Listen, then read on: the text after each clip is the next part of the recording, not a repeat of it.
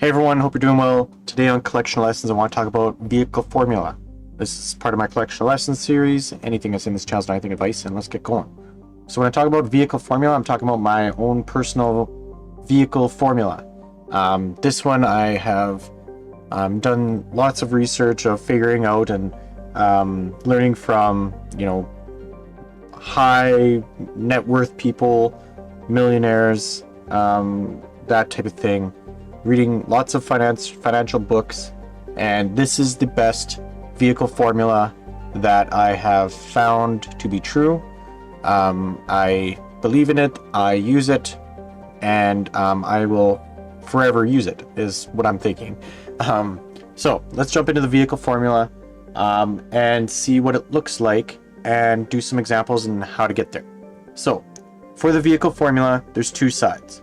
There's a left side and a right side, and that is not my paint tool. There's a left side and a right side. The left side is if you have debt. This is all the debts, every debt that you have. If you want to include a mortgage as debt on this side, you can or cannot. It's up to you. That is a very, I'd say controversial topic if a mortgage is debt. My opinion, it is. Some people it's not. I get it, whichever. Over here is no debt. This debt could be like your house paid off. It could include your house not, same as before. I won't include the housing stuff and talk about this. So mostly this is going to be consumer debt. This is going to be, credit cards. This is going to be, I would even include like any kind of contracts you have, such as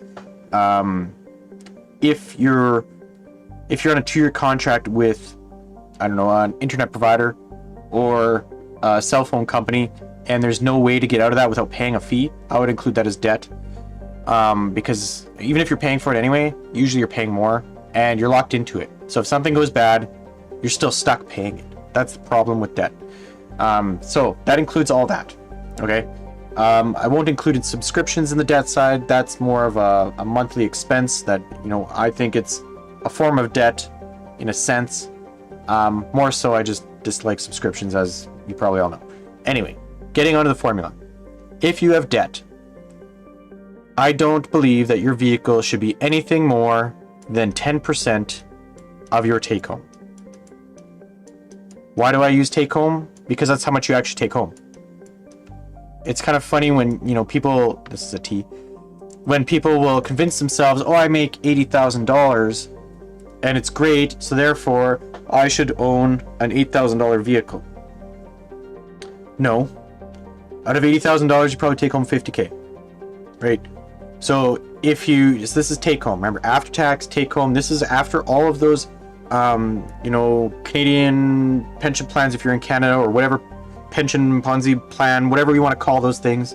After all those are taken off, your taxes, your EI or whatever you have, employment insurance, that type of thing.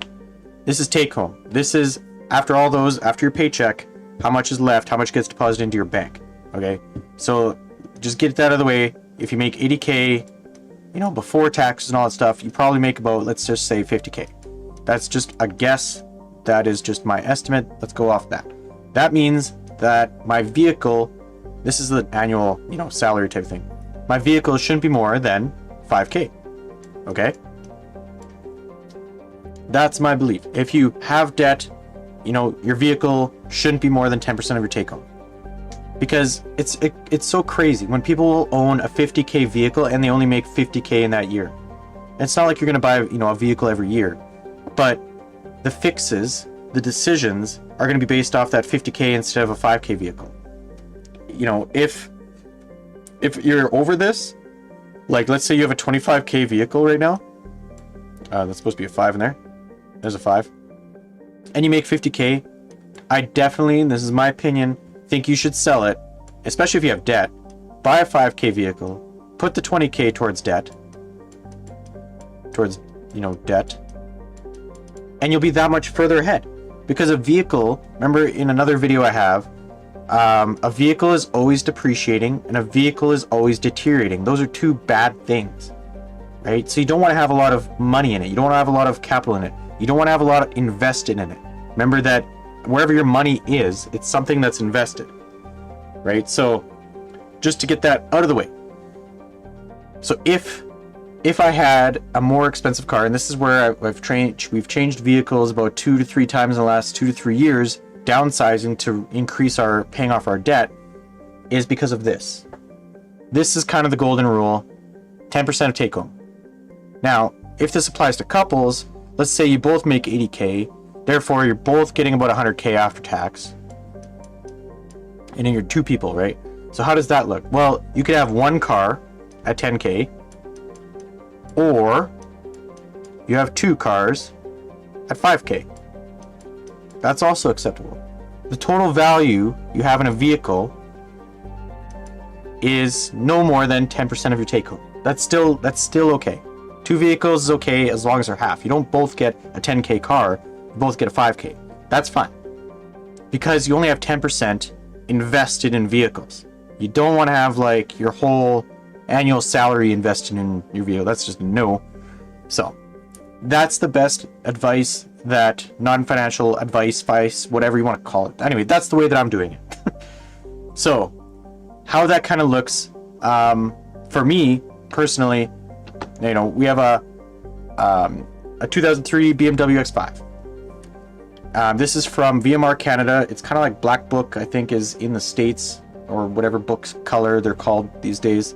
I'm not sure. VMR Canada is a really great site for Canadians, and it tells you the minimum and maximum that it should be to, you know, of the value of your vehicle. So if you don't know the value of your vehicle, you just type it in there, you type the year, the model, the make, whatever, and it tells you the trim, and it tells you what's fair, what's clean, what's excellent condition, right? So you know, we believe that our BMW is in pretty much excellent condition.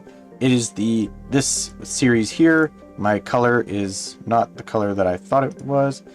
So it's this one here, which means it's somewhere between this and this number is the value of my vehicle. For me, I think it's worth about 5K. It's got some high kilometers, but it's really in good condition. I clean up the rust, that type of thing. There's you know, it's good, right? Anyway, that's the idea with the debt side. With the no debt side, you change the formula. Basically, you still adhere to this 10% of your take home until you can afford 10% of liquid net worth. And I don't talk about net worth too much because I believe it's a fluffy number. That's an H. What I mean by liquid net worth, it means that if, let's say, your vehicle were to blow up tomorrow, you have no insurance, you can replace it with the liquid net worth you have. Liquid net worth would be something like stocks, or, you know, non-RRSP type stuff, non-registered plans that you can actually pull cash from and not get dinged or whatever. You know, crypto, whatever you want to call it. You know, if you can sell it and get the money in your bank account within a day or 3 days or whatever, that is liquid. That is pretty liquid. Not like a house. Your house, you know, isn't really liquid. You have to wait.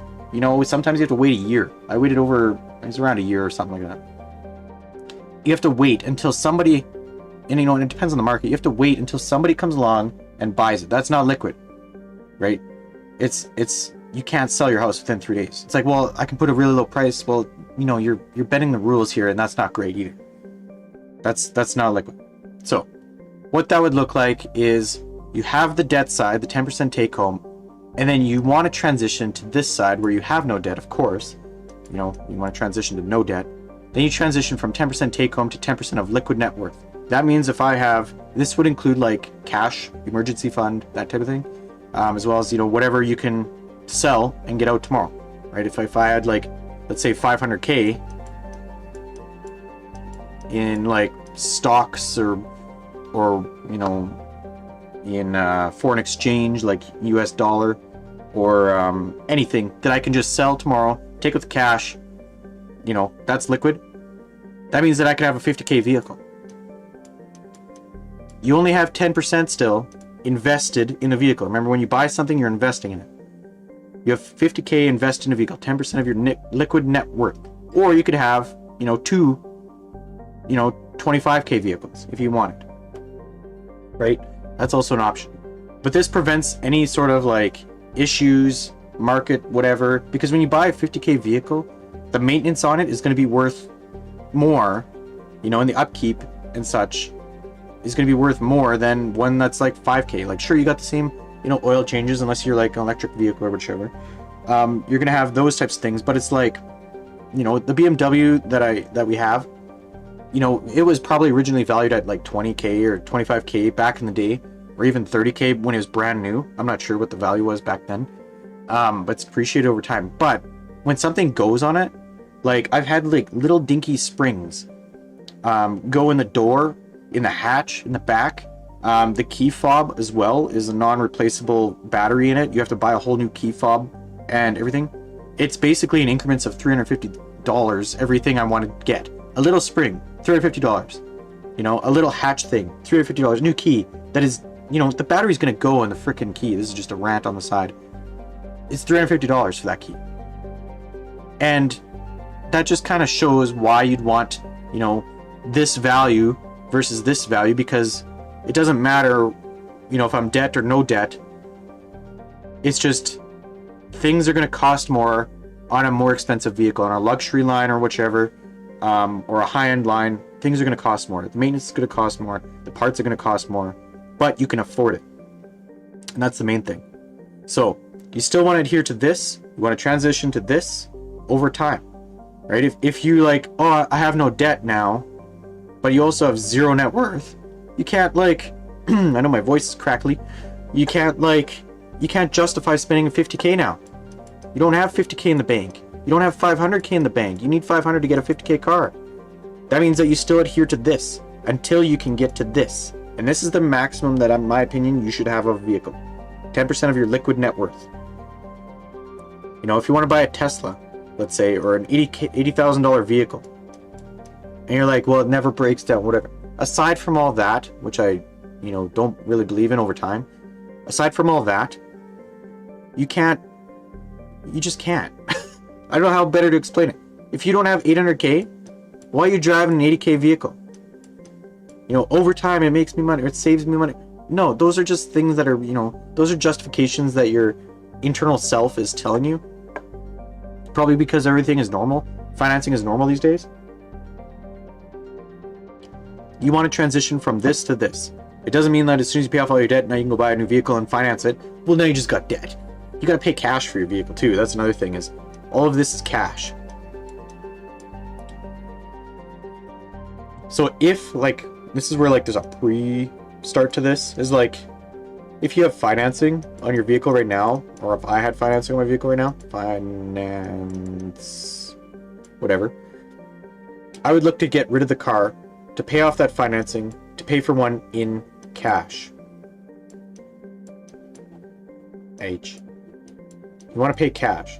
So, fortunately, I never had a car loan or whatever, and we were just able to, you know, liquidate some of our vehicles, buy a decent one that's within our 10% take home. It could be less. You don't have to buy a maximum. It could be less. I just wouldn't recommend anything more. So this, I guess, is a less than. Those are less than signs. This is a really messy chart, but anyway, that's what I want to share with my vehicle formula. If you have debt, it's 10% take home. If you have debt and it's not 10% take home, try and get it there. Or if you're like, oh, I just got like, you know, 20K, 10K more of debt, and then it'll be within ratio, that's fine too. You don't have to sell your car if you're going to be debt free in the next year or two. But if it's like you have financing for 7 years on a car, I don't even care that 0%, doesn't matter. You're overcommitted. You're over invested in something that depreciates, deteriorates. It's only going down, right? Vehicles are only ever going down. There might be a chip shortage or whatever these days, but vehicles are really only ever going down. They're fighting the chip shortage right now. So 10% of take home, less than 10% take home. Once you get to know debt, 10% of liquid net worth. That's my best formula. That's what I got going for me. So depending on the vehicle that I'm driving, maybe you'll know where you are, right? If you see somebody, if they follow these formulas, that type of thing. Anyway, that's what I want to share with this video. My vehicle formula. This is my best take at it. And hope you guys are doing well. Thanks, and talk soon.